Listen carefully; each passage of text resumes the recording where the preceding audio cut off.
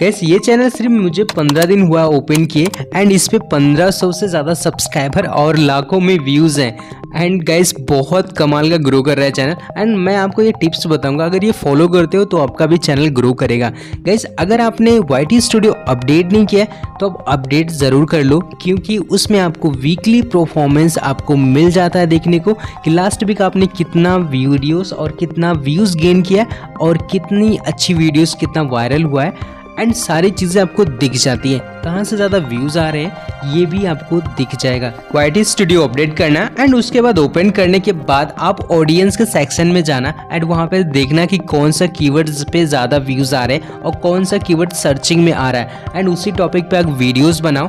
And दूसरा चीज़ ये है कि आप ऑडियंस पे जाके स्क्रॉल करना और ये देखना कि आपसे सब्सक्राइबर कौन सी वीडियो सबसे ज़्यादा देख रहे हैं, उसी टॉपिक पे वीडियो बनाओ। 100% आपकी वीडियो वायरल होगी एंड वीडियो सब्सक्राइब जरूर